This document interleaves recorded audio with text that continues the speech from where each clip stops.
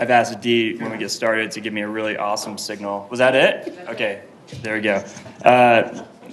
So we're call this meeting to order. This is the first e-bunk meeting of the new year. It's Friday, February 21st, 2020, and it is a few minutes after 9 a.m. I'd like to can I just make sure I'm hitting all the bases, because I believe I have to pass it over to Sedgwick County Chairman Pete Meissner, as they have a distinctive way of calling the roll. So the chair recognizes co-chair Pete Meissner. Okay. Thank you, Mayor, and good morning to city council members and fellow commissioners. I appreciate the chance that we get together. I think it's good that we continue to show the progress. I think the citizens of the community like to know and like to see and like to witness how we have our mutual efforts to make the community better. So thank you for honoring us. And yes, at the county commission, to do an official meeting, we have to take a roll call for the record. So we will, Madam Clerk, right? She's got it, so she will take the roll. Commissioner O'Donnell? Present. Commissioner Dennis? Present. Commissioner Howell? Present. Commissioner Cruz? Present. Chairman Meissner? Present. And with that, all back to you, Mayor. Thank you. Excellent. Well, thank you. I was hoping I'd be a little more entertaining, that you had to stand up and do something more official for it, but we'll accept it. So the purpose of this meeting is for the city and county to get an update on the integrated care team, as well as the Mental Health and Substance Abuse Coalition. For the first item of business, the chair will recognize a report on the city-county integrated care team. And I don't have in my notes who is delivering that report, so I apologize. I'm going to see Dr. Gallagher and who else, Lacey? And Chief Snow. They're coming up. Whole family. Oh, we get a family. Okay. These are members of the team. They'll introduce themselves. Thank you all for being here, and good morning. Yeah, good morning, Mr. Mayor. Good morning, Council or Commissioner Dennis, and good morning, all the members of the City Council and also the County Commission. Here today with me are the other public safety entities between Sedgwick County and the City of Wichita that have collaborated to formulate this integrated care team. So I'd like to introduce to you, first of all, Dr. Gallagher. He actually representing the Office of Medical Directors. I'd also like to introduce Chief Ramsey with the Wichita Police Department. Frody and Slip. And I need to recruit you. And each one of them also have some storytellers that are going to provide some personal experiences for you today. And also from ComCare is Joan. All right. Yeah. So I will let Dr. Gallagher introduce his storyteller for you, and then each one of those respectively before we begin. Thanks, Chief. I think we all wanted to be a firefighter at some point, so he's probably not too unhappy. So a portion of this, once we get through the introductory statements and some of the data, is some stories that we wanted you to hear from the front line, from the people who are out there serving the community. So we have each brought a respective member from our genre to tell one of those stories. So from EMS, I have paramedic Brian Shasted with us. He'll be telling us a story that I think is pretty powerful about how the medical component of this program really added to it. Good morning. With me is Officer Richard Turner, who has been instrumental in this team and getting it up and running well. And then representing the clinician on the team is Sarah Slifer from ComCare. So this morning, what we wanted to do is to provide you a little bit of some updates. Integrated care team was formulated, actually began doing some work with both internal and external stakeholders back in 2015.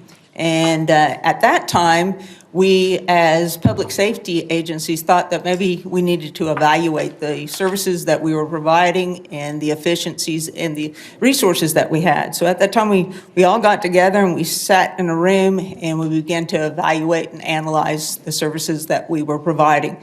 Our guiding principle at that time was simply no degradation in services, and also to see what areas we could improve on as far as efficiencies. It took us about 2 years to gather enough data to actually make some very informed decisions that benefited the community. That was back in 2017. Dr. Gallagher took the lead. He worked with both the internal and external stakeholders. We changed a process that we were currently doing over with emergency communications, and that was kind of the kickoff program. Had a lot of success from that program. The Wichita Fire Department was probably the one that drove the bus on that because it affected us the most at the time. Our medical calls were escalating at a rate in which we could no longer service them with the current resources that we had. Since the implementation of that process, then what's more from that is the integrated care team. Integrated care team actually was formulated in July 31st of 2017, and it was formulated by a collaboration of all the public safety entities. In the public safety, the integrated care team is comprised of 3 different entities to make it work. At the time, like I said, if you backed up to 2015 when we first got together, it was a prioritization to address the service that we provided on what we called high-frequency, low-risk type of calls. We changed the process with emergency communications. That helped the Wichita Fire Department, but there was still a community need out there for homeless, for mental health types of things.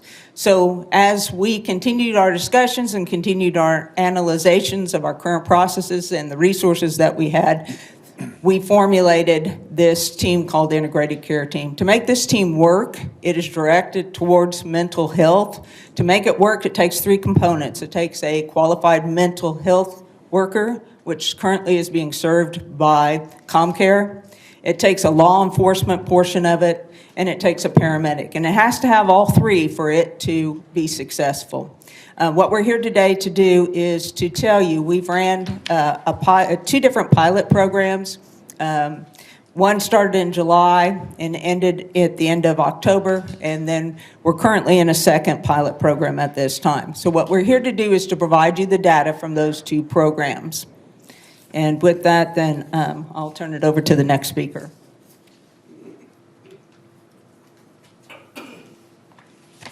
So just for familiarity, you may have seen this out in the community. This is the integrated care team vehicle. Special thanks to Chief Snow and the Wichita Fire Department for enabling us to have the equipment necessary to do this. But if you see them out serving the community, this is their flagship. So I have the distinct honor of taking you through the numbers. So this is not designed to be a real detailed overview, but to give you a feeling for what the breakdowns of the impact that we've been seeing, the categorizations that we've been able to find, and some understanding of the costs and value add that we've been able to do. So from the first day of the pilot until current, we have encountered we have responded to 256 calls. And the colors break those down into general categories of disposition or what the result of that call was. So expressed as a pie chart, you can see that about just over 20% when we responded, there was nothing to be found. It was a dry run, there was no patient to be there. Taking all calls into consideration, about 40% of the time with the person we met there, we were able to treat in place. We were able to assess their situation, get them the resources they need, and put them back on the path to success without requiring a handoff to another agency or a transport to a facility. But some of the times, 24 and 14% respectively, we did have to provide transport either under traditional methods of calling in an ambulance or another public safety sector and transporting, or we would have to hand off to another agency, perhaps law enforcement, whatever the circumstances required. So that's an understanding of every time the bell rings and we go to a call, this is the probabilities that we found of what the outcome was going to be. For assessment of the actual performance of the team, it's not right for us to consider the times where it was a dry run or there was no person to be found. So this is the exact same data with that red wedge removed. These are the times where there was something for us to do, an action for us to take. And it's not new data, it's just new percentages because we're now looking at the times that the team encountered a member of the public. The system impact was something that was measured real time. So it's, as you know, it's essentially impossible to measure something that didn't happen. And the purpose of this program was to create processes around prevention. So rather than being able to look back into the data and say, how many times did someone not go to the hospital or not go to jail or not require a transport, what I had to do was ask the people who were involved in this, had your team not been present, what do you think would have been the normal outcome of this encounter?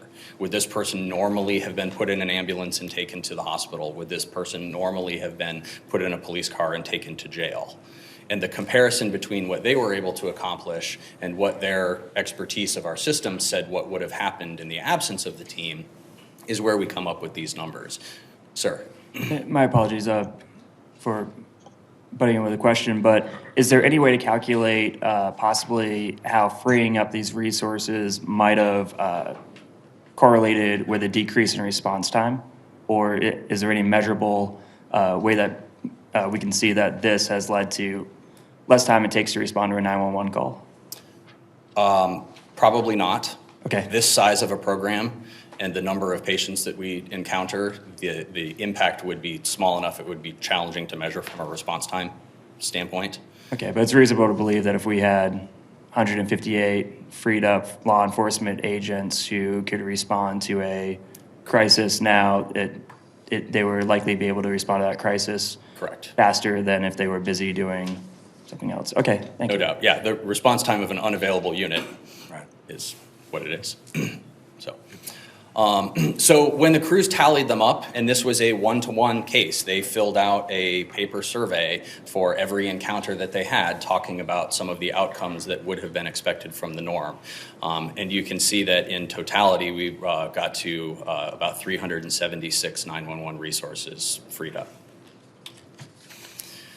This is a little bit of a deep slide, but it talks about some of the dollars involved in this. So we'll work from left to right through this. The titles are on the far left, and then for each individual department, we asked those respective experts to say, when you put out a shift, what does it cost you to do? We need something to compare to. When we go out and we free up resources and we make people available, what would it have cost your department to put that same resource out for the community? And that was to be used as our comparison. We then extrapolated that over not only the actual number of shifts that were done, so we completed 78 and a half days or shifts in the pilot to date. And then we've provided two projections. The first one is a 208-day coverage projection, which would be if we continued this model on a 4 days a week throughout an entire year. That would get us to 208 days. Or, of course, if we were to expand the program to a 7 days a week program, that would be a 365-day coverage. We used those same numbers to figure out what the value added might look like. This term was an area where we struggled. Initially, there was lots of talk about savings, and in fact, this really isn't savings. This program did not save money. In fact, this program cost money. But we believe that the investment in this program had a return of value, not necessarily a cost saving. So if it's easier or makes more sense in your mind to consider this line savings, that's fine. We kicked that around because in totality, it really isn't savings. There's no budget line item that was reduced on this. In fact, the opposite. It was an investment in the community. Dr. Gallagher, but Wouldn't you say, though, that it did save in, like, ER admissions? It did. Some of those, am I jumping the gun? Because I feel like you say that it didn't You're- save any money, but. You're one slide ahead. My bad. You're good. A good question is one you know the answer to, but a great question is one you have a slide for. Dr. Gallagher, also, I would pay the big. can I, just for the benefit of everybody, Sure. the 4 days a week, which is what the pilot was based on a lot of work with all of us to determine It hours was. and compare it. So if And you it was just- actually sort of surprising. We didn't, when we looked into the data, we didn't find the days we were expecting. People were expecting to see Friday nights through the weekend, rough Monday mornings, things like that. And in fact, when we dug into the data, it was the late afternoon and into the evenings of Tuesday through Friday. Right. So I would have lost my wager on that. Yep. But Thanks for explaining that too. all right, so using those value-added numbers, we were then able to project that across what this program might have been able to generate. And then the costs are not necessarily the costs that were incurred to do this pilot, but these were projected costs of what it would take if we were to fund this program moving forward. If we were to add an additional paramedic, an additional social worker, a law enforcement officer, as well as the equipment necessary, what would the cost be to run it? So this is not necessarily what we incurred to do the pilot, right? But what we would project the costs would be to the taxpayers moving forward. Dr. Gallagher, I have one question. Sir. The top lines on this chart show a simple linear extrapolation of what we saw on the 78.5 days. But the cost line is not a simple extrapolation. There's the bigger period of time has a smaller cost per day than the lesser time. Can you please explain why? Absolutely, very astute. So it accounts from the upfront cost of capital purchase, specifically vehicle, which then converts into a carrying cost as opposed to an initial cost. So as we carry it out into longer timeframes, we don't have to reinvest that upfront cost of equipment. Okay. Thank you. And then, of course, the difference is just the difference. So in the amount of time that we have been able to run the pilot so far, we've not actually gotten into the black. This is a program that would need to be run for a longer period of time before our extrapolations would get us to an expectation of a positive number from a finance standpoint. And then, of course, we believe the longer we run it, the more and more you receive. I actually have another question on this slide. The value added per shift is different for the different lines there. Can you please explain why the law enforcement's 137 and the ComCare's 552? What's being considered to make those numbers so different? Well, so I can speak to EMS, but each of those numbers were obtained from the respective departments. So I will pivot to my partners to talk about how they calculated their departments. In EMS, it's the total cost of putting out an ambulance for that call volume. So it includes the administrative costs, the vehicle costs, fleet, fuel, personnel, a portion of overtime, all included costs broken down into a fraction of what the EMS portion of that would be. Do you want to speak to the other departments? The same factors, time, equipment. We all use the same way of projecting this. Just another simple question here. So if, say, a law enforcement officer comes off of your team and they're serving on the ICT-1 team, are you backfilling that officer for his normal shift? Or are we paying overtime for them while they're on ICT-1? Or are we just going without a service of that person, that seat being filled for that shift? How are you managing that aspect of this? It leaves a vacant spot on their regular patrol shift. Okay. In the EMS world, it was your first, we did backfill for that, and there was an overtime cost to do that. Okay.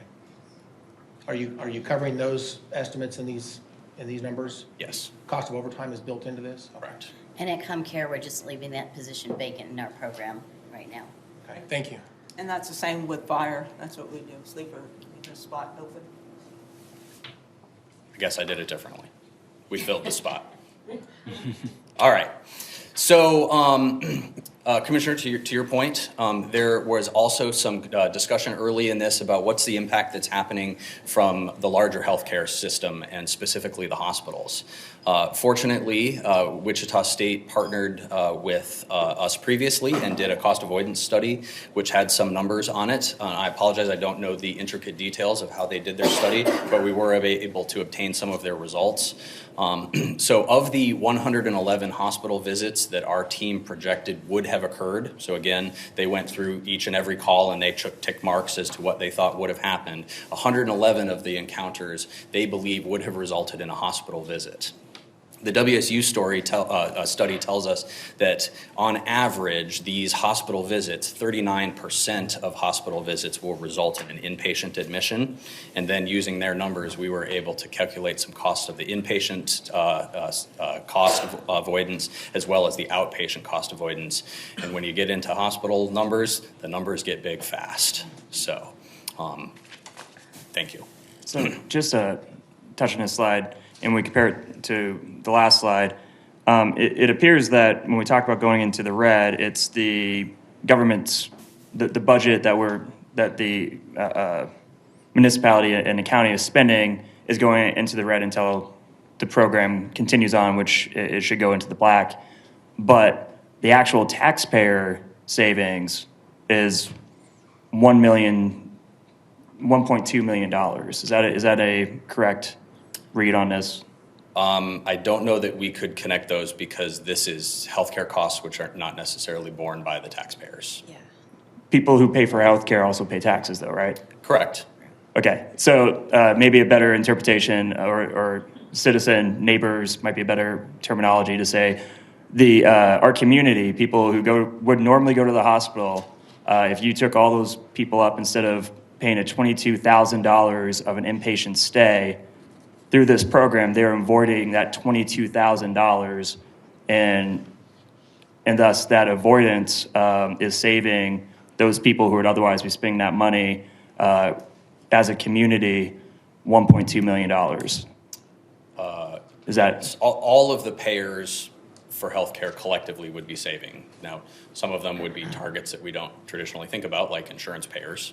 They would also be saving money. okay? And just one last follow-up. Did your model take into account, was it just the cost of going to a hospital? Now you don't pay that $22,000 for a hospital visit. Did it also take into account maybe the ripple effect of people going bankrupt because they actually can't write a check for $22,000 and have a economic ripple effect as well on how that was the saving of the economic turmoil of medical bills funded into that 1.2? I don't believe so, but again, this was the WSU study, not our study, so I don't know the detail of that project well enough. But if it was, it might actually be a higher number of savings for our neighbors. Okay, thank you. Yep, absolutely.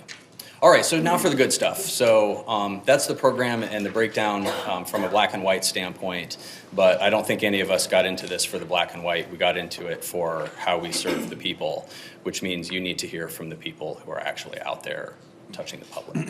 So we'll have our storytellers come up sequentially, and then we have a little bit of wrap up from some lessons learned, and then a few closing statements. So, team? No fighting. Hello, my name is Officer Richard Turner with Wichita Police Department. I've been a part of the integrated care team since the initial portions of the pilot program, and have been through quite a bit as far as molding and learning things. As Dr. Gallagher just pointed out, I mean, these were the black and white things, the numbers that we look at, but really each individual case here is a person, right? Each individual person here has a family. You mentioned ripple effects, and every call that we've been on does really have these ripple effects. And the real question that can't be answered, as Dr. Gallagher also pointed to, is what would have happened had we not been there? We simply don't know. I can talk about a lot of different situations, a lot of different calls that we've been on, and some of them have been pretty profound. And some of them really did have an effect on the services in the area during that time. Near the beginning of our pilot program, we had a woman who was homeless. She's about 60 years old, and she lives at an intersection close to the Walmart way out on West Kellogg and Dugan. right? She's been there for years. It's been her spot. And she normally sits at the bus station or she sits on a drainage ditch there. And everybody's seen her. Well, at the time of our call, within 48 hours prior to us arriving as a team, we had received over no less than 10 calls about her wanting us to check her welfare. She'd been sitting outside in the heat.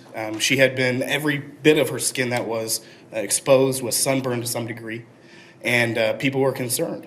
People became so concerned because she had gotten to a point of being so sick and ill that a city bus actually had to be pulled off of service because she had been unable to control her bowels on that bus.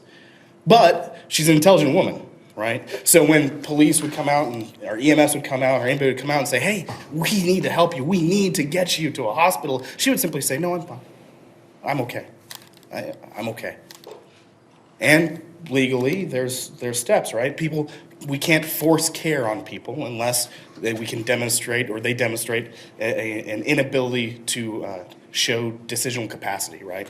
If they don't fully understand their decision, then we can intervene. But the fact remains that when EMS went out by themselves, when police went out by themselves, there was not enough collaboration to really determine that, and especially without having a qualified mental health professional to be able to really determine her decisional capacity. So when we went out, like I said, there was no less than 10 calls in the previous 48 hours. And when we met with her, we had already been discussing it collaboratively, expecting to have another call. So we kind of had a little bit of a game plan. When we went out there and we met with her, it was astonishing to me to see not just her, but she had friends and she had family who came around as we were on the call with her for about an hour and a half. And when I spoke with her initially, she says, no, I'm fine, I'm good. I don't need help. And I should describe it to you. Not only is she sunburned, but the sunburns became so bad that her legs had such a severe amount of sunburn that they had cracked, they had burst, they had become infected. And the paramedic on the team had believed that she had been approaching sepsis or maybe in sepsis at the time. It was pretty clear that if we did not do something, if she did not get to the hospital in the next few days, more than likely she would pass. Because of our collaborative effort, because of having a qualified mental health professional, because of having the Office of the Medical Director and law enforcement agencies there as well, we were able to really speak with her, and we ended up finding out that the reason why she said she was fine is because she didn't believe she was sick at all. She didn't believe she was sick because of her mental health symptoms. In her mind, she believed that these aren't real injuries. No, this represents one thing and this represents another thing, the turmoils from her life, but they're not real injuries. So we were then able to establish her decisional capacity. We were then able to take her to the hospital. We were then able to tell her sister who came on scene that, yes, we are getting her some help. And then she spent a couple of weeks in the hospital in the burn unit. I actually ran into her randomly on another call as she was leaving the burn unit and going to the mental health side of the house, and she looked completely different. Her hair was no longer matted. The nursing staff there was fantastic, gave her a makeover. She was lit up and excited for life, which she was definitely not the first time we met her. Each one of these numbers is a story, and each one of these stories has family members, has friends, has other impacts within the community that will reach way further than simply saying, oh, it's worth $22,000. It's hard to put a number on the people we care about. Thank you.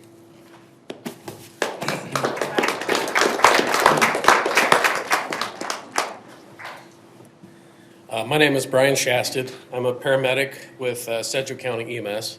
I've been privileged to be part of this team since the beginning of the pilot program, beginning at the end of July last year. And I want to echo a lot of what Officer Turner said and Dr. Gallagher and some of the other leaders up here have said, that it's easy to look at numbers, but to put a face and a family and real life stories with those numbers, I hope really helps you realize just what this team really is about, and I'm proud to be able to be a part of that team. One of the stories that really came to mind from my perspective as a paramedic is a lady that a welfare check had been called in for her just as somebody walking around downtown with no shoes on. It was still hot in the year. It was a sultry kind of day. It was getting later in the evening, so we came to check on her. And as we checked on her, we found that she didn't seem completely out of it. She was able to carry a conversation, but the difference between working on an ambulance and working on this team is that we do have the ability to stay longer and be able to dig deeper with somebody. So this lady, we were able to determine by speaking with her and starting on her medical history, because there still is that stigma, even in 2020, United States, there still is that stigma of mental health where people aren't comfortable talking about their mental health issues, even to a mental health team. So I opened up with asking her about her medical care, what medicines she takes, how her health overall is doing, can I take your vital signs? And in the process of doing that, we were able to find out that not only was this lady neglecting her mental health, she was also neglecting her physical health. And we were able to determine that she had a high heart rate, her blood sugar was out of control, her blood pressure was out of control, that she was a very sick lady. And this was one of those that, yes, she did end up going to the hospital by ambulance, but that was determined because we were able to, as a team, approach her and determine that she needed to be in the hospital. Now, she had been to the hospital prior times before, but every time she'd walk out. And EMS had encountered her times before, but due to the time constraints of being on a busy service and the patient at that time being able to say, nope, I'm good, I don't need to go to the hospital, just do a quick set of vitals, sign here with your liability, and be on their way to the next call. With this, we were able to really determine that she did not have the decisional capacity to make those decisions. The more we talked to her, the more we realized her speech was disjointed. She wasn't able to keep her thoughts together. She wasn't able to really demonstrate that she was fully in touch with reality, and that she had any kind of insight into the state of her health, similar to what Officer Turner said with his story. So we were able to get this lady not only to the hospital, but get her in a way that she wasn't going to be able to elope from the hospital like she had done in the past. This time we were able to, because of the presence of the paramedic person on the team, we were able to bypass triage, take her straight back to a room that was further away from the doors where they were better able to watch her.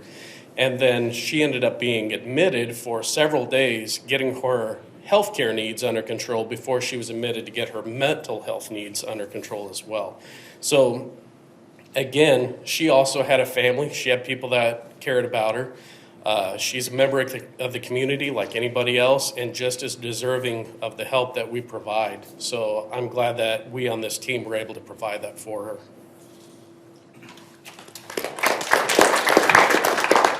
I just want to stick one other thing in before we hear the third story. What he didn't mention is the medical team has in fact performed so well that we have been able to start conversations with the hospitals about bypassing the emergency department in its entirety and moving people directly to mental health and behavioral health admission process.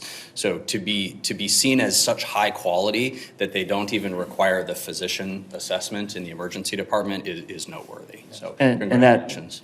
Just for clarification, that's a cost savings of $22,000 per person who can avoid going through the emergency process, according to the previous slide.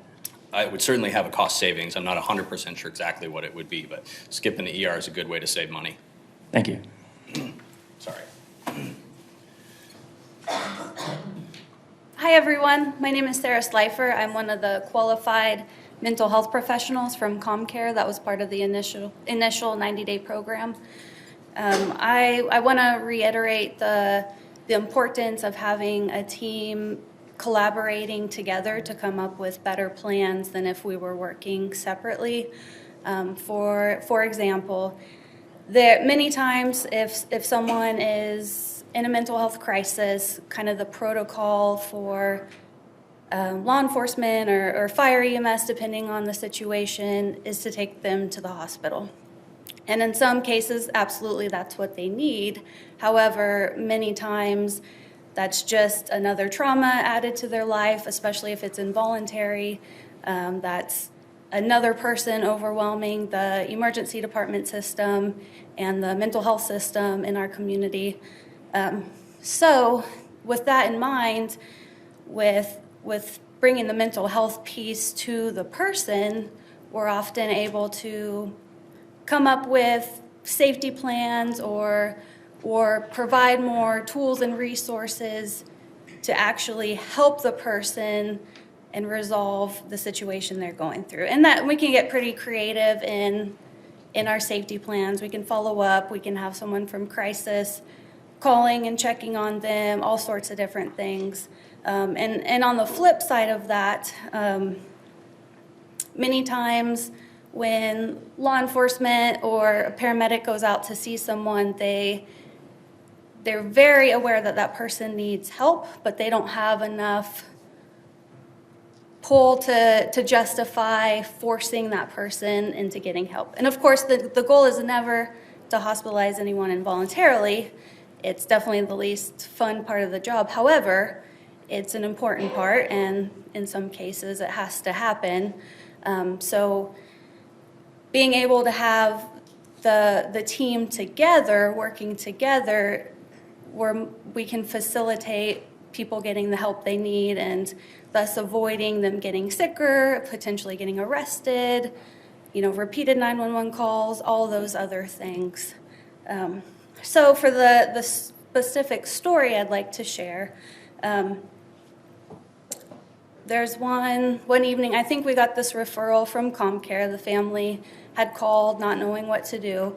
This was a fairly young woman who had broken her back about 10 days prior from a suicide attempt. She was in her family's home. Due to her injury, they were not able to give her the care that she needed. They didn't know what to do with her, honestly. And as we got to talking, I think the three of us all did very well at engaging her, building rapport. It determined that it came out that she was still suicidal and she was still very much struggling mentally. So this was, when I worked, probably the biggest teamwork that I observed. I was able to kind of talk with her about what her options are on the mental health side of things. Officer Turner worked very hard to call different shelters, domestic violence shelters, things like that, to see if any of those had resources to help her. And the medic was able to safely get this person into a vehicle when the officer and I probably didn't have the skills necessary to help her. She very much needed help, even standing up, moving around. So what ended up happening with her is she did go to the hospital willingly after the medic helped her get cleaned up. Luckily, we had a female medic that day. This lady had not been able to shower in a week. So just providing her with that opportunity to get cleaned up before she basically gave her rights way to the hospital, that provided her with her dignity again. That showed her that we actually cared about her. All three of us genuinely cared about her and wanted to do something for her that was going to be successful. And unfortunately, I haven't been able to follow up with her, so I don't know how she's doing, but I hope that, and I can speak for the team, I hope that she's doing well, and I think that us being there definitely impacted the result of that. Thank you. Thank you, Sarah.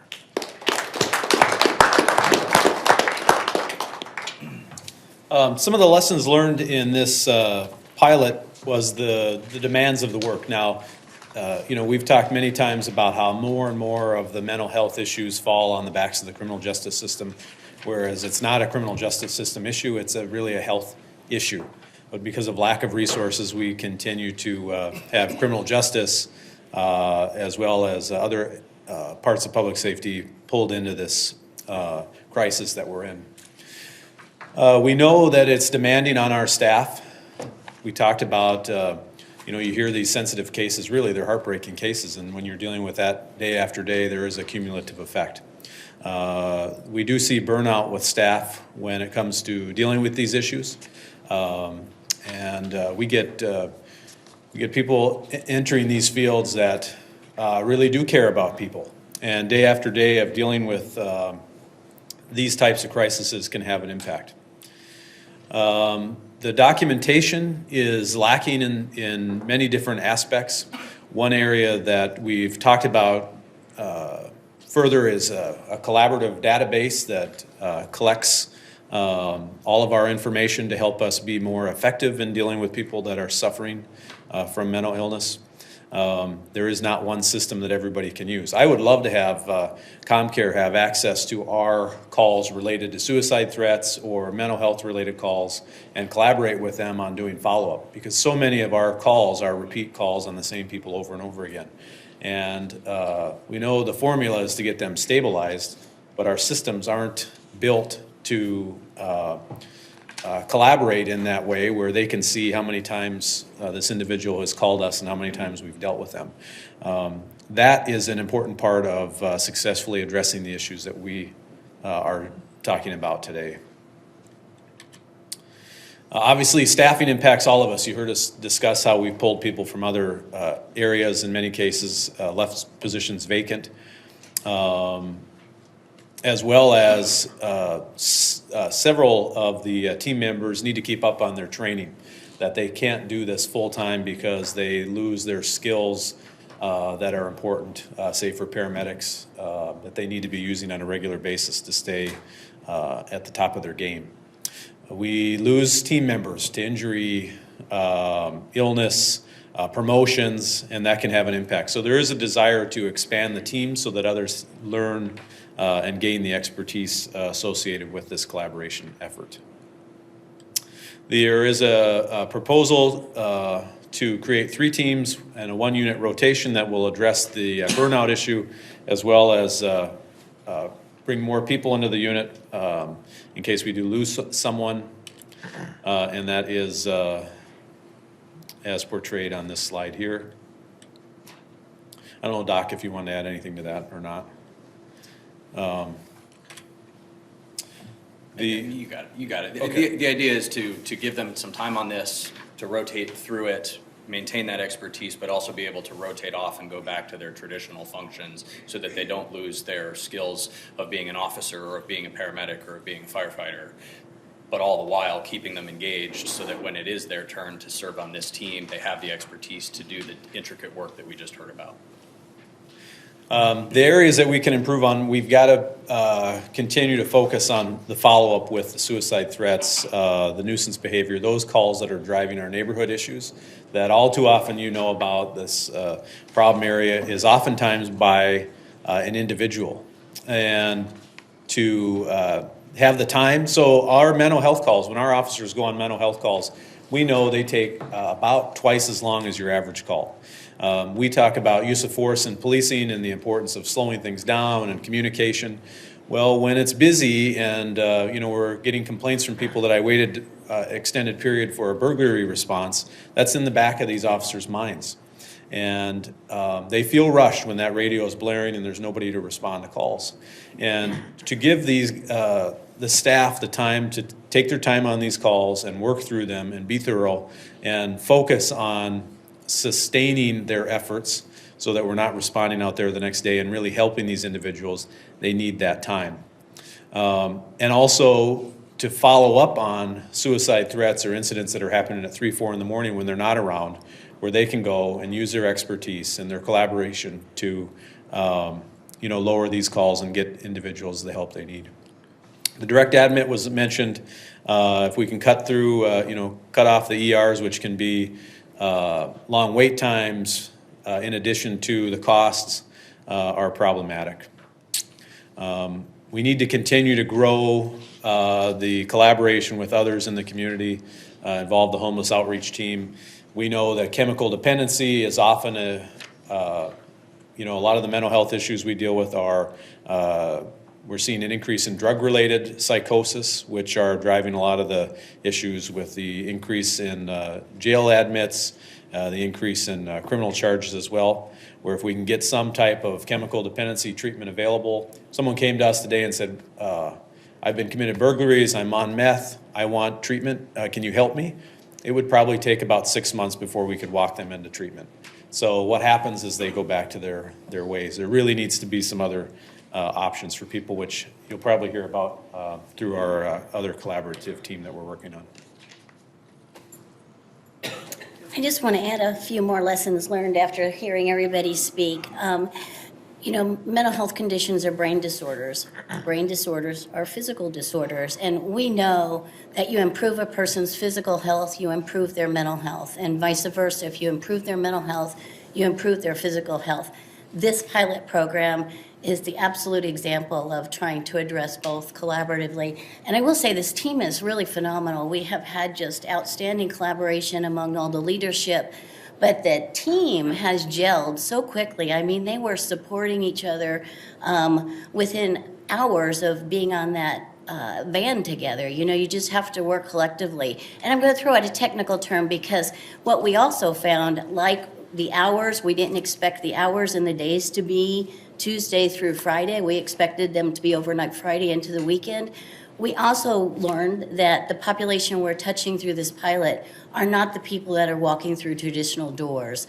These are folks that don't really recognize many times that they have a mental health condition, as Officer Turner spoke to. The technical term for that is anosognosia.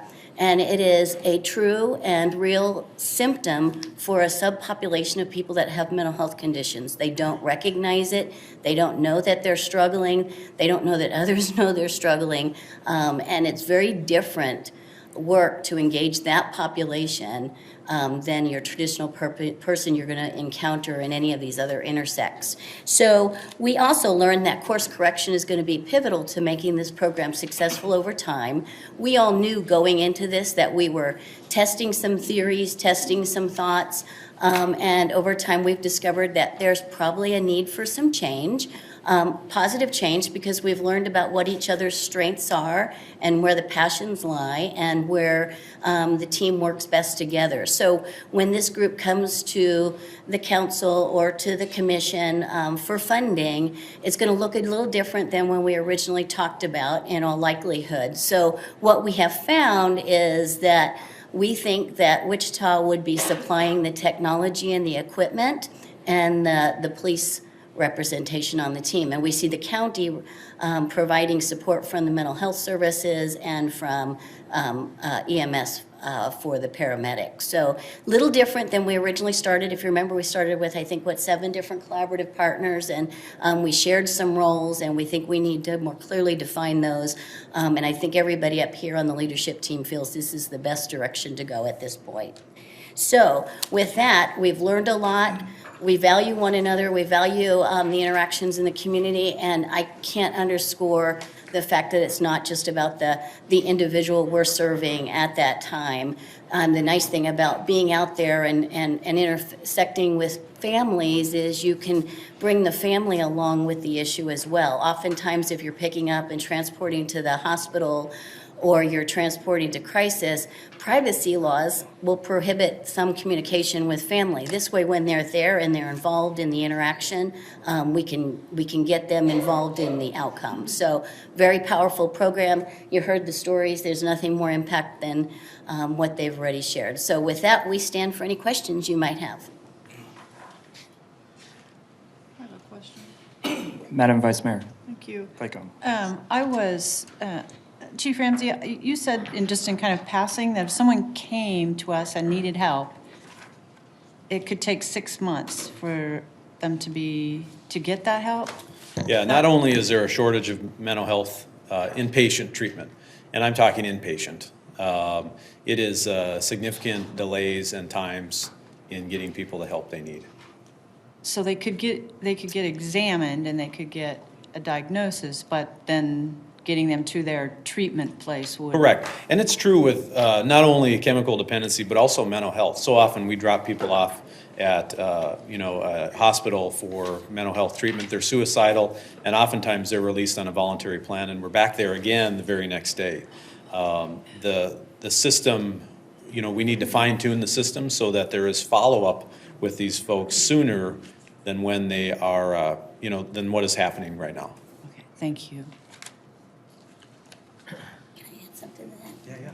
And I think, that follow-up piece, this is where everything starts, like, kind of colliding, and, you're starting to fill in those gaps, but for the current upcoming budget year for the county, the commission approved us to add 2 mobile teams.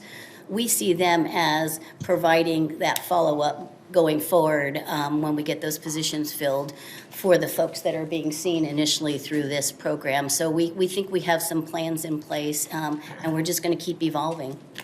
Chair recognizes the Honorable Commissioner Dennis. Thank you, Mr. Mayor, Mr. Chairman. We appreciate the opportunity to speak. I've been a supporter of ICT-1 from the beginning. I've had an opportunity to ride with them in an actual call to see how that they operate. I think the teamwork between the city of Wichita with the police department, with the teamwork with the county, with our 911, EMS, ComCare is fantastic. I think that the citizens want teamwork between our 2 governments. This is exactly what our citizens are demanding. I am very proud of what Dr. Gallagher came up with. I fully support this. I certainly hope the city of Wichita supports it, and our commission supports continuation of this. It's going to continue to evolve in the future as we learn more and more lessons. But I really, at one point, we kind of stopped this because the pilot was over and we didn't know where we were going. So it stopped for a period of time, and we actually had to take action to start it back up. I don't want to see it stop again. What I want to see it evolve, and I want to see that we have the funding available from both the city and the county to be able to help this evolve. Well said. Others who would like the floor? Councilmember Clendenin. Thank you so much, you guys, for everything you're doing for our community. I don't think that we really can quantify. I mean, you guys have made that point very clear. And I'm going to ask you a little bit of an unfair question because I know we're still in the middle of piloting this. There's lots of lessons learned. But based on the data and the things that you see right now, if or as we move forward with the integrated care team, how many teams can you foresee us needing to be effective citywide and maybe even countywide? If I can start with that. Keep in mind the history here. So the mental health issues have become more and more local. Decades ago, it was more of a state issue. Many of the people we were dealing with 40, 50 years ago would have been hospitalized, institutionalized. Now, it's our primary duties to deal with this. If the state can come forward with some funding, that would be very beneficial for us. Right now, we have a hard time getting people committed that need to be committed. Sometimes it's a day or two. Joan can talk a little more about that. But there needs to be a state component to this as well, right? It can't be all on us. But the mental health issues are not going away. Whether it is organic or drug-induced, we're going to have to deal with them. I can tell you the success of this team is the model for the future in cities throughout the country. That co-responder model where people are not operating in silos and are working together has to be done for the success of some of our most vulnerable people. So, you're such a good politician. So, I hate to put anybody on the spot, but I understand the funding component of this, and one of the other projects I'm working on, I had to tell one of the teams of people I had together, so in a perfect world, if you had your way with things, knowing that the world is not perfect right now, if you had an ultimate goal, how many teams do you think, at this point with what you know, I know that can change, and I'm not going to hold you to this, but spitball me a number. How many teams do you think it would take to be effective? Sure. So I got to imagine your team can't handle every single call. No, not even close. So, I mean, there's a couple things here. So effective to what degree? Because right now, this team is spectacularly effective. Yeah. Have they reached the capacity of what the system needs? Absolutely not. Right? And so I'm going to give you a number. I'm not going to dance around the whole thing. I think my suspicion, I'm going to put my chips on 4. Okay. I think that would probably get us into the ballpark. Now, that's a guess. right? Just as if I were starting you on a dose of blood pressure medicine, I'm going to start with what I think is right, and then I'm going to adjust it based on the findings. So what we really need to do is we need to slowly start titrating the dose up to find where the effective number is, measuring it all the way. But to not avoid your question, 4. I don't think there was an intentional avoidance, but, well, you know, we know that our EMS, our police department, our fire department are all effective, right? Maybe that was the wrong term on my part, but everybody always needs more funding, and we get that. But I just think that the funding put in this direction really saves us in a lot of areas. Not only that, but the care that people are getting and the quality. This just really revolves around quality of life for everybody in our community. That's just a buzzword we'd love to use is quality of life, and so that really helps. At least having a number, kind of a goal for us to shoot for, and helps us go to the state and say, you know, this is what we're doing, and we need the money to be able to help do this. So we appreciate it. Thanks. But if all you had was 6, we'd make it work. Gotcha. And I just have a comment, then a follow-up, and then I'll recognize Commissioner O'Donnell for the floor. It seems that, and I think your analogy is appropriate, where in public policy we want to be agile, where it seems like if we give you, and correct me if I'm wrong, give you enough teams to kind of start this off, it's reasonable to believe that we might be able to pull back with less teams as people now are getting the care that they need. They're having less episodes, less issues, and then hopefully, you know, as we adjust, that the amount of teams, the amount of expansion of this program would wind down as people are receiving the care that they need.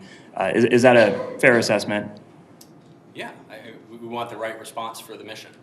Okay, very good. Chair recognizes Commissioner O'Donnell. I don't get the honorable like this guy did. The honorable. No. The honorable. Kidding. Thank you, Commissioner O'Donnell. Thank you, Mr. Mayor. And thank you to all of our presenters today. I know that ever since I became a commissioner, people wanted us to do something with mental health, and I think we've really assembled a team of visionary people. Joan and her team at ComCare do an outstanding job. Chief Snow having the fire department come and embrace this, and even providing the vehicle, was above and beyond anything that you needed to do. So I know I'm very appreciative of that. Dr. Gallagher continues to prove himself to be a visionary. Not just in this field, but also in EMS, what he's doing there. And our community is very lucky to have him. And Chief Ramsey, just the credibility that the Wichita Police Department has instilled in this program and what you've been able to do for our entire community over your short tenure here. I think this is really just a phenomenal attribution to your leadership as well. But mostly to Bob Layton and the City Council for embracing this. Mental health has historically, like Chief Ramsey said, been a state issue, and then it became county issue. So you did not have to do this. You went above and beyond. You took money out of your budget, out of your police and fire and the most essential programs you're offering. You came and assisted the county. And that's something that needs to be a model on not just mental health, but everything that we do on a daily basis. We need to be embracing each other. But this truly affects people's lives at the end of the day. That does make a difference in our community. So that's not lost on us across the street. The fact that you put your money where your mouth is on this when you didn't have to speaks volumes about your commitment to mental health and substance abuse and a lot of the problems that we're facing in this community. So as a commissioner and as someone that sits on the Board of Health, we wouldn't have ICT-1 if it wasn't for you guys actually embracing this and taking your limited tax dollars and putting it in a program that the county really needed help with. So kudos to the City Council for making this happen. So appreciate it. Much appreciated. Comments. The Honorable Jim Howell of the County Commission. Thank you. Yeah, before I do, I'll tell you, every time I say that, someone whispers to me, you got to say it to everyone now or someone's you're going to get in trouble, and that's just a reminder I do, so please. Thank you, the Honorable Mayor Whipple. Appreciate the recognition. I want to say thank you for the presentation this morning. This has been a very interesting topic. I think that the city and the county have certainly identified mental health as a priority, and I think that that's commendable, and I think we ought to come together and find the best solution, and I appreciate the conversation today. I think this is a step in the right direction. I do have some questions. I do think that we ought to be absolutely data-driven. I don't want to be convinced of a side before we look at data. I think that everything ought to be on the table. We ought to be questioning, is this the best we can do? And so I do want to understand this data. I think the data does matter to me. So with that, I have a couple questions on the data. First of all, if you go back to the columns, I think it's on slide 5, it shows that you did transport 45 people for inpatient, outpatient services, but on the other slide, it talks about 111 inpatient, outpatient cases were avoided. So I guess I'm wondering, does the 111 take into account that we did have 45 transports for inpatient and outpatient services? And if we did, you have to add that up, and I believe the number really is, I have the number here already somewhere. I don't know if my question makes sense or not. But do you see the two tall blue lines there? By my guess at those numbers, I think that's about 45 transports for inpatient, outpatient, I should say. We don't know if it's inpatient or outpatient. We just know it's voluntary and involuntary transports for hospitalization of some sort. Correct. That's Well, about they were 45. they were transported. It doesn't necessarily guarantee that they were admitted, but it does say that. Right, and I stated my question incorrectly. So again, what I see though is these are either inpatient or outpatient hospitalizations of some sort, some type of services. No, they're just transports to the hospital Okay. for determination whether they could be managed inpatient or outpatient. Okay, but either way, they probably received one of the services in or out. Got to be one or the other. Got to be one or the other, okay.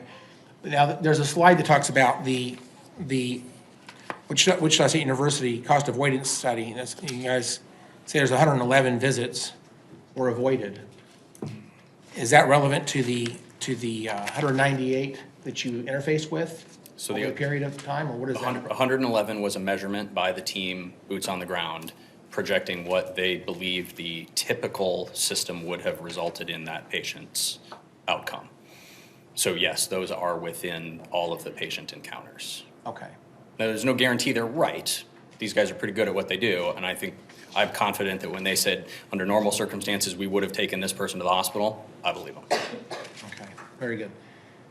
I am curious about, I think the 3 stories I heard, I was trying to listen carefully. Were any of those interfaces dispatched by 911, or were those interfaces created through other way to connect to those people in the community? How did they get connected? Did 911 dispatch the team, or how was it that?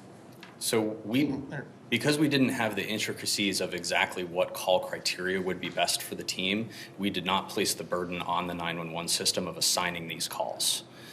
Now, some of them came from within the 911 system. These guys were real-time monitoring the system, would see a call come out, identify using their expertise, not the dispatchers, that this was an appropriate call for the team, and they would take it. So rather than being assigned it, they would take it from within the 911 system.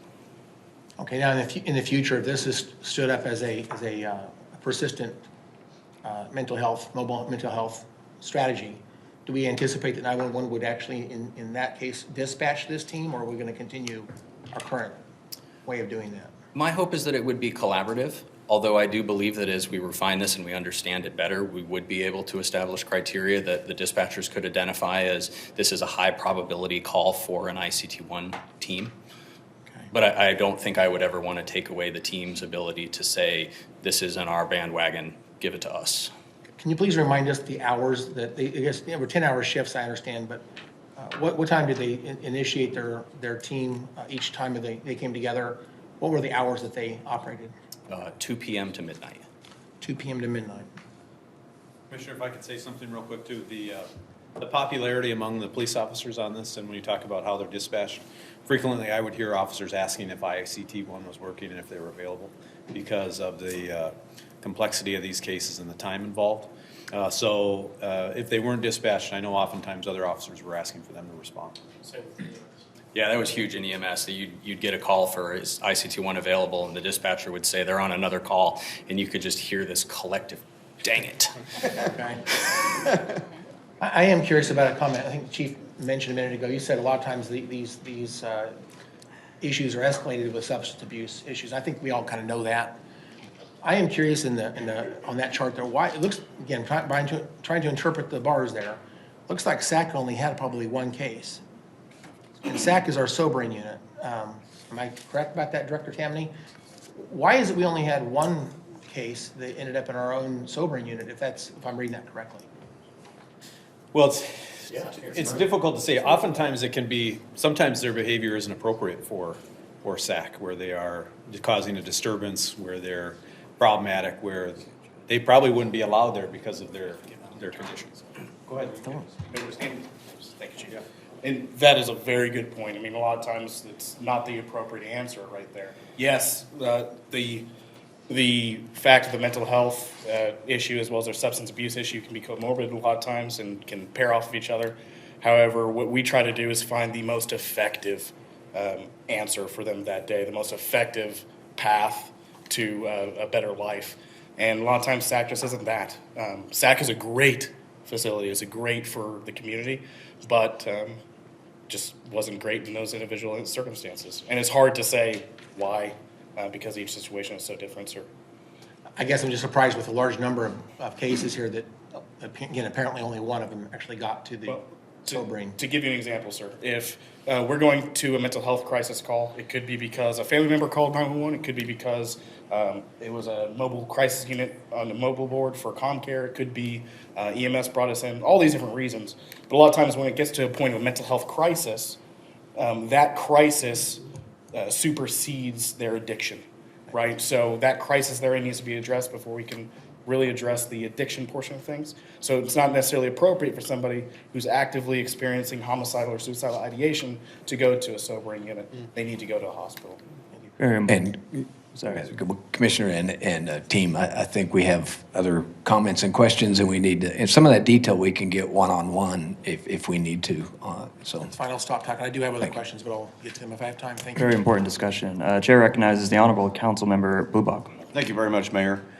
I appreciate everything you guys are doing. I appreciate coming up with a proactive solution that is far outstanding some of the things we've seen in our community.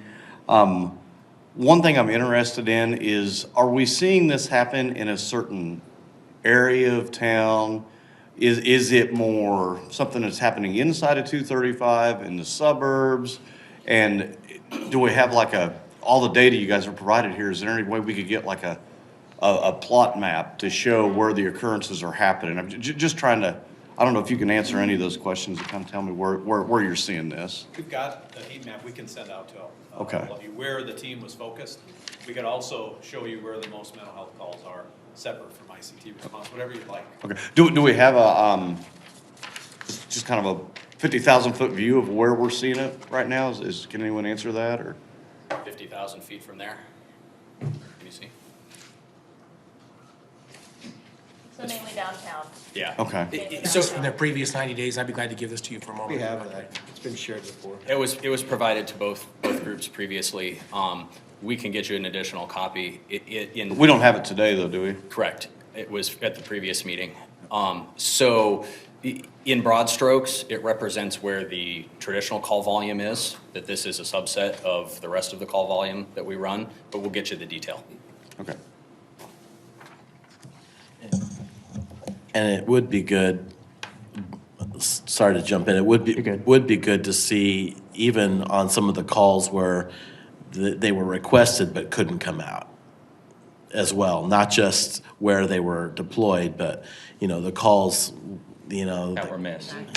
if it's possible. You don't You don't track that? Okay. Yeah, we track mental health related calls, but many come in as disturbances or check welfares. They don't come in as like a psych call. So oftentimes to get into to really do the deep dive, we have to look individually at calls, which is very time intensive. But we know that about increasingly, we're looking at about 25 to 30% of our police calls have a mental health component.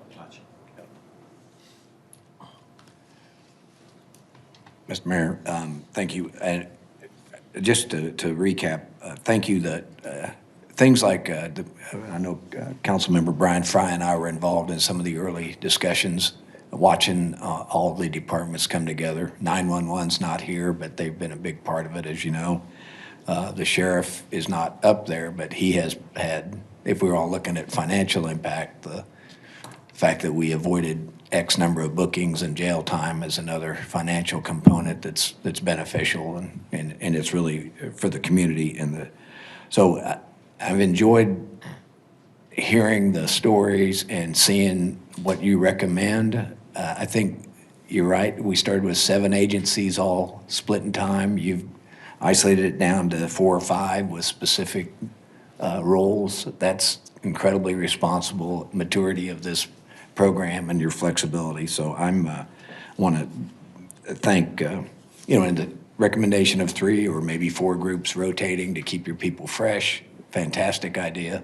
One that us as elected bodies wouldn't come up with, because you're living it and breathing it. So my sincere thank you. And again, Dr. Gallagher, your leadership, and Chief Tammy Snow, you've been fantastic coordinator from the start on this. And on behalf of myself, and I think Brian Fry was great to be a part of. Well, we were just a witness. We didn't get to really contribute anything because we didn't know much. But it's been rewarding, and thank you for the impact you're making on our community. And I echo the comments of Chairman Meissner. Want to thank you, and I believe unless there is any burning or pressing questions, we should be mindful of time and the fact that we have a mental health and substance use coalition update following this. So is there any objection to moving on to the next item? See none. Again, we thank you, and thank you for all you do, and we're looking forward to the continued updates on the success of this program.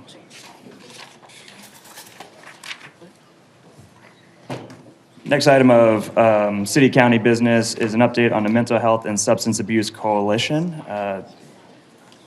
Chair recognizes, I believe it's Sheriff Easter and Joan Tammy. Thank you.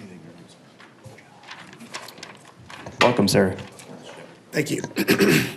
I'm getting over a cold, so you have to put up with my voice for a little bit, but I appreciate the opportunity to come up and speak to the commission and the council members today. What we're going to discuss is what's been going on for the last year in reference to the Mental Health and Substance Abuse Coalition. As many of you know, this started almost 3 years ago with different groups of folks coming together that are having to deal with mental health and substance abuse, from the private sector in reference to Via Christi, to ComCare, to law enforcement, the DA's office, SAC, and some other entities. A lot of the stuff that was taking place was due to the fact that at the state level there's been a breakdown. I'm not here to pick on the state, but there's been an absolute breakdown in the mental health system. And it's been over a period of several years, and it's finally caught up to us. So after we got through pointing fingers at each other, because we're all pretty upset with each other on how things were going, and we worked through those issues, we were able to come to a conclusion that we are going to have to address this issue of mental health and substance abuse here locally ourselves. And so at that point, we started putting together committees in reference to mental health, and a separate committee in reference to substance abuse, because both those issues are so big, it was hard to handle in the beginning with the same amount of people and the different entities that you have to get involved. And so from that point, it moved on to what we now know as the Mental Health Substance Abuse Coalition.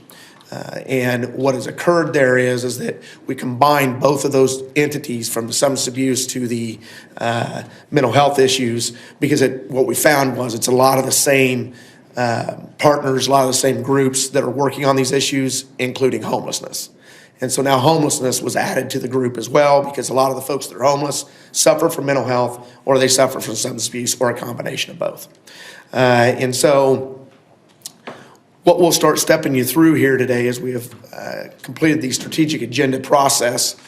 And that was about a year-long process, because we needed to meet with several of our stakeholders out in the community that are dealing with homeless issues, that are dealing with substance abuse issues, and are dealing with mental health issues. And so we tried to connect with a lot of different entities, including WSU, WSU Tech, different private entities, plus the folks that are providing these services. And we've always, every time we've put out a meeting notice, we've added more folks. And the reason for that is that we didn't know who all was out there doing what, to be honest with you. And so from those meetings, we gleaned a lot of information on how to proceed with putting together some type of plan. During the course of this time, there was a lot of talk about the San Antonio project. That is an entity that we went to visit to see how they're doing it down in San Antonio. It doesn't mean that we're taking that particular process and implementing it here, but that is what we were kind of looking at, because it's kind of a model for the country of how to combine all these services into kind of a one-stop shop. And so we've learned some ideas from down there. What we did learn, it took them 18 years to get where they're at now. There's a lot of things that are in place in this community that they didn't have when they started. So we're ahead of the process from when they started 18 years ago, which is a good thing. And so from that and those initial meetings, a board was put together that consists of Terry Moses with USD 259, Todd Johnson with Wichita Metro Crime Commission, Joan Tammany with ComCare, Robin Chadwick with Ascension, Harold Casey with Substance Abuse, Chief Gordon Ramsey, myself, Deanne Smith with Open Door, Gary Schmidt with Entrust, Mark Bennett with District Attorney's Office, Rick Kirshen with the Law Company, Steve Dixon with Hoydale. Commissioner Lacey Cruz was recently added from the commission, and City Council member Cindy Claycomb was added from the City Council. So what started out as a smaller group has blossomed into having private entities involved in this, because we want that private-public partnership going forward. Because when you're talking about these issues, and the previous issue that you guys talked about is funding. When you talk about what all probably needs to take place in this community, there is no way government's going to be able to afford that every year. No way possible. And so we have got to develop those public-private partnerships.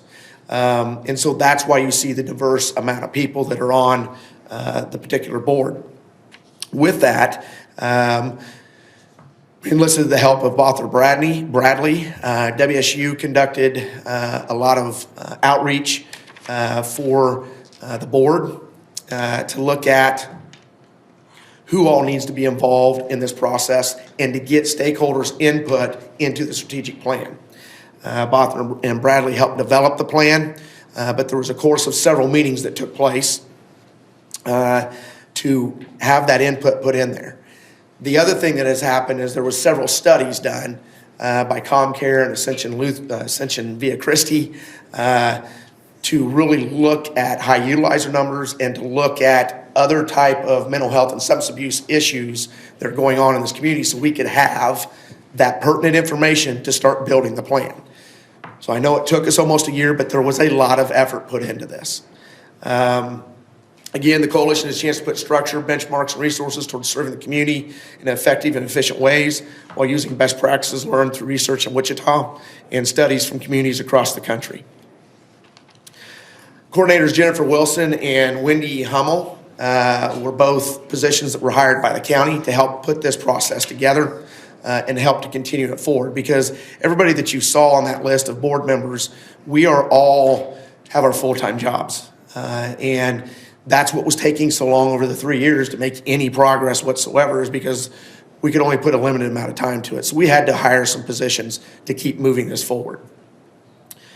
The outcomes that we are going to see from the strategic plan defines a vision and a mission for the next 5 years, values that will guide the work of the coalition, establish common goals and priorities, is based within the context of the overall community for substance abuse, mental health, and homeless needs and services.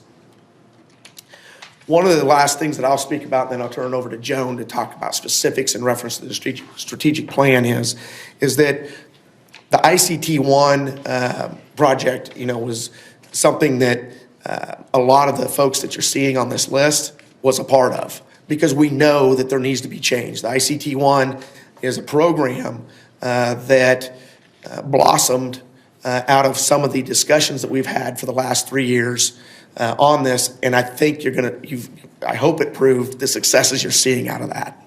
And so I think that with those type of successes, with what we're trying to do with the coalition, those are all successes that we can expand upon. And so I hope with any type of questions you might have and those type of things, Joan and I will stand for any questions that you have, but I'll turn it over to Joan now to go over the intricacies of the plan. Thank you. Thank you.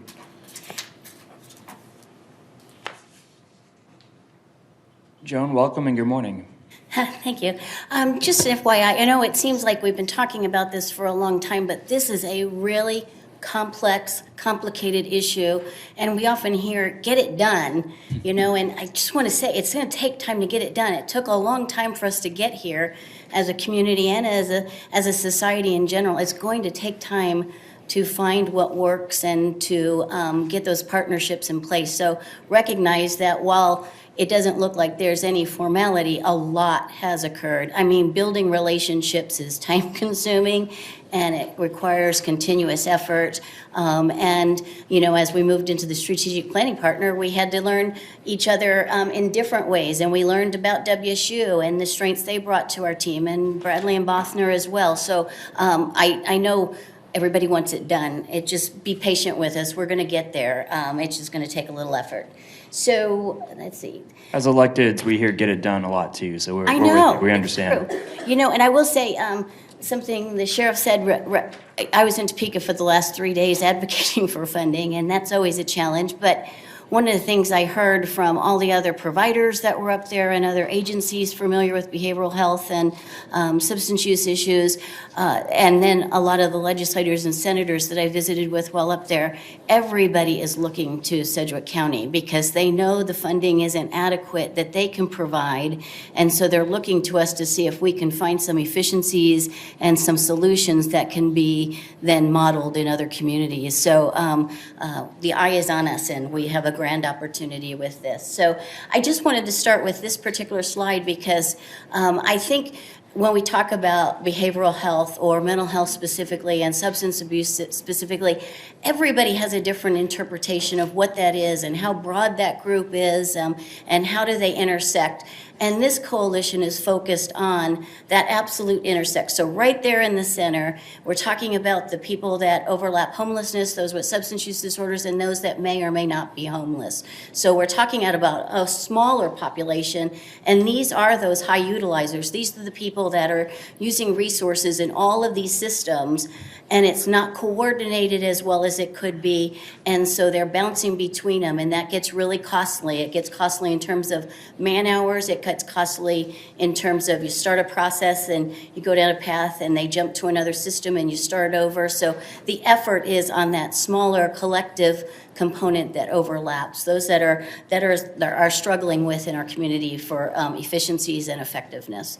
So, WSU found from all the data and all the conversations, we do have a perfect storm in our community, but our community is not unique. This is a nationwide issue. Behavioral health issues are just monumental in society in general, but as the issues have become more prevalent, the funding has decreased. So there's not a lot of funding going into what everybody talks about as a major societal event. So what they found is absolutely true. Every report, everything you read, everything you hear says that. And so we talked about this in the previous presentation, but mental health intersects every other aspect of public service work. So law enforcement, it also private, the emergency rooms, they're inundated. I mean, there's a backlog in the EDs almost every day with people who are presenting with some sort of a behavioral health issue. Emergency responders, you heard 30% for law enforcement and EMS, 30 to 40%. And so it's just taking a lot of effort and a lot of costly effort. So if we can find community solutions, they're not going to go to the JLS often. They're not going to go to the emergency rooms or need inpatient stays.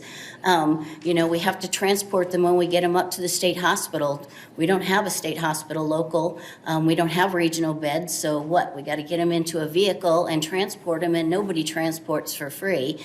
And I heard the comment that the state solutions, I will say, regional beds we continue to fight for. I think there's a chance this year we'll have some movement on that. There's funding there. It's just a matter of finding those beds to add to our community. So we do have a lot of stopgap efforts. I mean, our community hasn't sat stagnant. We've done a lot of things that are best practice. We've trailblazed, I don't know what I did. We trailblazed a lot of pilot programs, and a lot of them have become permanent, but we have the mental health unit that was put in to the jail, in 2015? 16. Okay, so a lot of these things occurred around similar times, but we have the Community Crisis Center. We've had crisis services for forever in our community, but not to the degree that we have now, that we grew those services in 2015. We have a municipal and drug court. We have a mental health court locally, and we are only one of two areas in our state that have an assisted outpatient treatment court, which is intended for the population we talked previously about, as well as the high utilizers here. These are the people that really struggle. If you have a hospitalization and then you get a 30-day court order to stay connected with services, 30 days isn't enough for somebody that doesn't even recognize that they have a mental health condition or need for treatment for their substance use disorder, or who is homeless. The assisted outpatient treatment court allows us to follow those individuals for up to a year. So it provides them much more opportunity to have success and sustainable solutions than what we have now. And then we talked about ICT-1. So lots going on and lots of effort. It's just not enough. So the two studies, and I hope that you guys have all had access to them. We've made them available on the internet as well as at different meetings, but Ascension obtained a grant, and Catalyst is a group out of North Carolina that came in and looked at what is our behavioral health, what do we have currently in our community, and what would we potentially need in 4 to 5 to 10 years. And as you can imagine, there's going to be some significant gaps. The biggest gap is going to be workforce. But also we have not enough beds in our community for people who are at different stages of their condition. And then the high utilizers really did prove what we knew it would prove. But we have a percentage of our population that just don't stick with a certain provider or a certain organization, and we need to find creative solutions to reduce the burden of that population on our limited resources here in the community.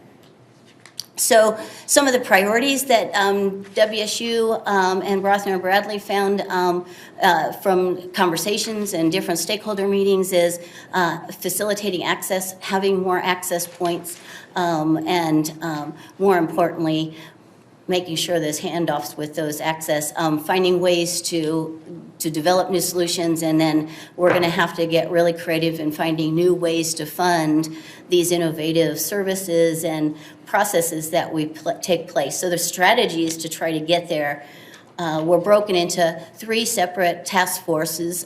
They're access to care, coordination, communication, and collaboration, and workforce, and I'll work from the bottom up. Workforce really is the fact that just like every other sector of industry in our community, getting good qualified people is really difficult. When you're talking about behavioral health and substance use, you add the obligation of having people with the right educational background, the right degrees, the right licenses. That pool to hire shrinks pretty significantly at that point. You're not talking about general population applying for these positions because we're all credentialed and licensed as provider agencies, and those obligations, as well as who pays for services, be it insurance or other parties, mandate that we have licensed master level clinicians to do therapy or assessments, and that we have bachelor degree staff to provide substance abuse services or case management and wraparound support. So it's a complex issue, and we've got to work with the universities and others to build a different pipeline in our community, or find ways to draw people in from other states into our community, which is pretty darn innovative and robust. So coordination, communication, and collaboration is what it sounds like. It's how do we communicate and collaborate and coordinate services in a better way. So, you might have agency A over here that specializes in this, and agency B and C back here, but they don't necessarily always talk together. And part of those problems is, for some of our agencies, we're limited in terms of, particularly substance abuse. A person has to provide written consent for us to share information with other people. So we do, I saw Karen Powell here earlier, our attorney from the county, so she's going to be part of one of these work groups to help us work through, okay, collectively as a community, what can and can we not share when we're doing warm handoffs to others. And then access to care is really talking about how do we break down the barriers in our community that prevent people from getting their care they need at the right time.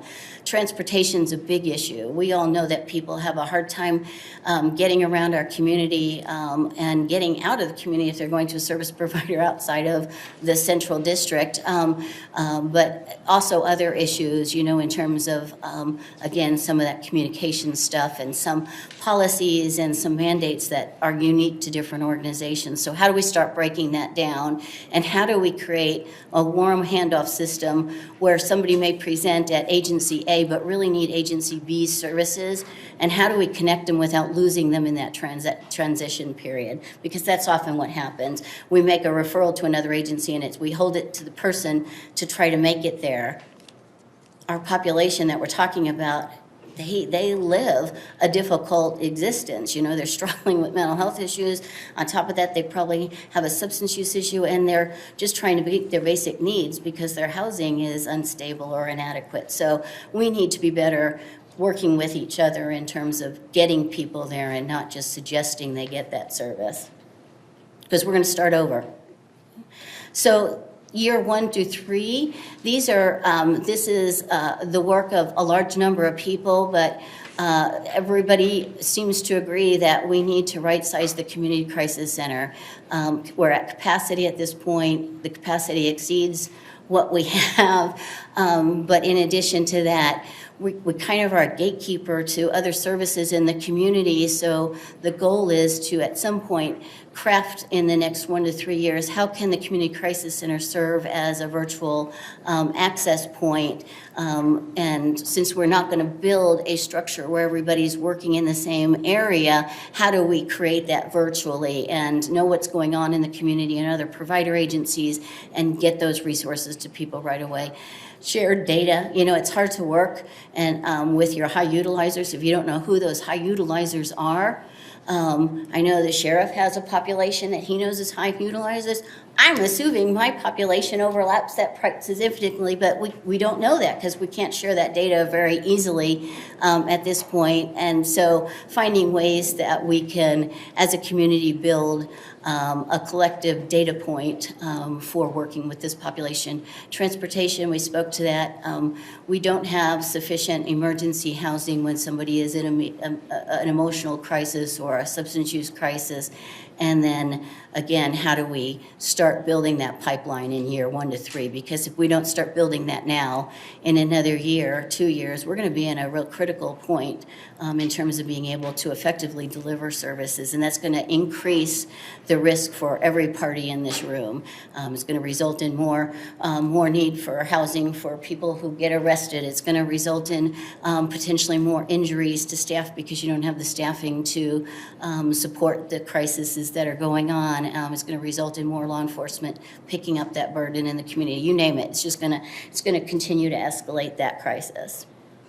So Again, we're taking a very high-level view because the rollout of this strategic plan in a more formal manner is going to occur at the next summit scheduled for February 27th, starting at 9 a.m., located this time at the Sedgwick County Extension Service. That will also be the first point or opportunity for the different task force to actually get to know one another and start planning meetings going forward. Once that occurs, we'll have regular ongoing meetings of these task force with the task forces reporting back to the board of directors of the coalition on a monthly basis, and us finding creative ways then to communicate information ongoing back out to the community. And then we also know that we need to define what our desired outcomes are. I think we all know we want people to get the services they need at the time and point where they seek them, and we want to reduce the number of detention stays and law enforcement calls related to behavioral health, but we need to figure out what are those incremental outcomes that we need to achieve to get to those ultimate outcomes. And just like the other pilot we just talked about before, we recognize this is a work in progress. We're going to continue to evolve. We're going to course correct. Where we are today may not be where we go tomorrow, but because we have to be creative. And whatever we do, this is going to be the Wichita model based on Wichita need. We're going to use data to drive some of that decision making, and it needs to be patient-centric and collaborative, and we need to connect with work that's already being done in our community. Specifically, we know that Project Wichita has identified mental health or behavioral health as a primary issue. The Community Health Improvement Plan also indicates that behavioral health is a priority issue. So lots of different groups meeting, and I will say our goal when we collaborated was to reduce the number of groups in the community and get everybody together to talk about behavioral health, but I think those numbers are just bustling still. So with that, the sheriff and I stand for any questions you may have. So, first of all, thank you, and it's I'd like to recognize and offer the floor to our two members who I believe sit on this task force, which is County Commissioner Lacey Cruz and Vice Mayor Claycomb. If you guys would like the floor, then.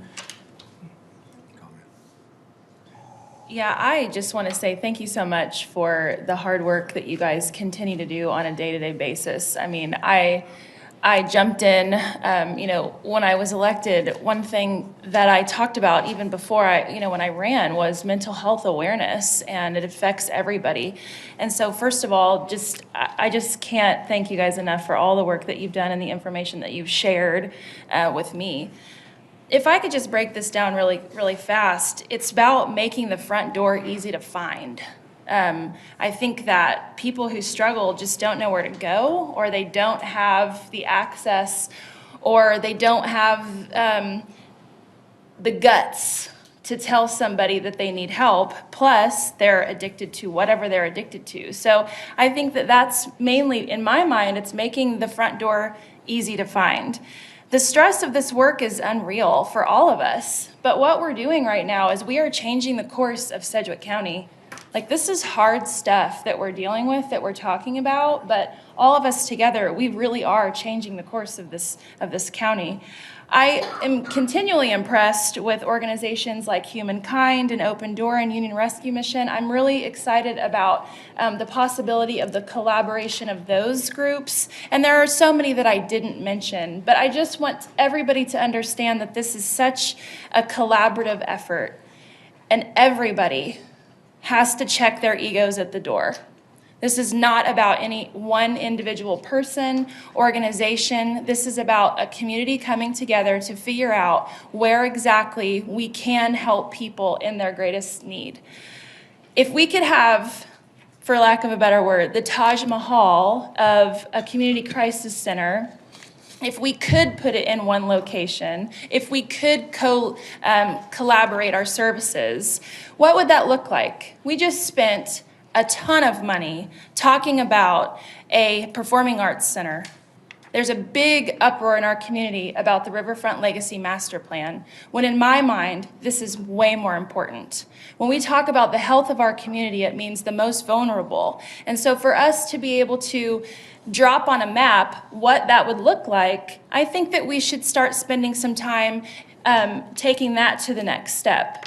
Where would this be? So with that, I thank you for having this meeting today and for all of us sitting in the same room. It's about public and private partnerships. And so utilize your resources, ask your people, get on the horn and ask those in this community who have the funding ability to help us make this happen. Because what happened in San Antonio was there was Valero Oil. They ponied up $20 million to get this started. Who in this community can give us 20 million bucks? What could we do with that? So that's my challenge to everybody here. We talk about funding campaigns and funding all these different avenues in our community. Let's use our resources and figure out who we can get to fund mental health and substance abuse efforts and homelessness in our community. So thank you guys so much. I appreciate the time. Vice Mayor Claycomb. I don't have much to add, but just a couple of things. I also want to thank you for taking this on. I know it is a big project, and I really appreciate that. You know, when I came on council, I discovered that homelessness is something I deal with every day. I work on a lot of projects. This one is one that I see every day, and what I found was mental health and substance abuse are manifesting themselves in homelessness, particularly in the district I represent. And I tell folks that you can be compassionate for your neighbors, or you can be concerned about the economic development of our community, and both of those are affected by this. And I think so it is a really important issue. I have been absolutely impressed with the work that's been done on this and look forward to continuing the work of the steering committee. Thank you. Are there any pressing questions? Councilmember Bubag. Thank you very much, Mayor, and thank you, Sheriff, and thank you guys both for everything you're doing. I'm just looking, is there any more data trying to better understand the root cause? Have we got subgroups that, is it unemployed, is it veterans, is it teens, is it folks with disabilities?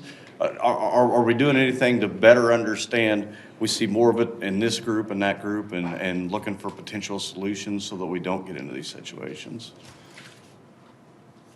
I don't know that we have an ongoing data collection project, but I know when we looked at the high utilizers, the things that stood out is that they had underlying mental health issues, and in addition to that, they started using substances, and then ultimately they wound up with unstable housing. So I think there's lots of data out there for us to use, but we haven't really gotten there because we're just now starting to get into the weeds with the task forces. Okay. Unless you have something to add. Yeah, I'd add to that real quick. So by working on this for 3 years now, the entity that's been working on it and the different studies that have been done, it's all the above that you just mentioned. So the VA, we'll take the VA and veterans specifically. We know we have a lot of veterans with these particular issues. The Veterans Administration is now part of this summit and is going to be part of these task forces to help address what we can do with veteran specific, because there's a lot of money that the Veterans Association or the Veterans Administration can put forth to this, but they need the help in identifying these folks instead of being in jail and the other things that happen to them. So as Joan has said, I think that we will really start identifying the different subgroups that are most affected by this, and we will start looking at plans on how to address those particular subgroups. Thank you very much. Further questions? See none.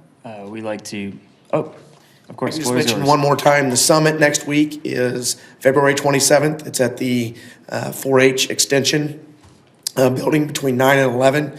As before, you're all invited to come. Some of you are on the task forces, but you're all invited to come for the full rollout of what the strategic plan calls for. So thank you again for allowing us to speak today. Al, are you winking at me, or do you need a question? I just want to make a point. Of course. I think we need to make a motion to receive and file at some point. I don't want to miss the opportunity to make sure we make that motion. That's all I want to say. Is that a suggestion and a motion? I would make a motion, we receive and file both of these reports. I would second the motion. Is there discussion on the motion? Seeing none, all in favor of said motion, please say aye. Aye. Against, same sign. Seeing none, the motion does pass. Thank you. And thanks for reminding us. It would be terrible if we adjourned and we didn't actually do that. Is there any more discussion on either of the topics? If not, it would be in order for a motion to adjourn. Motion. Motion to adjourn? Yep.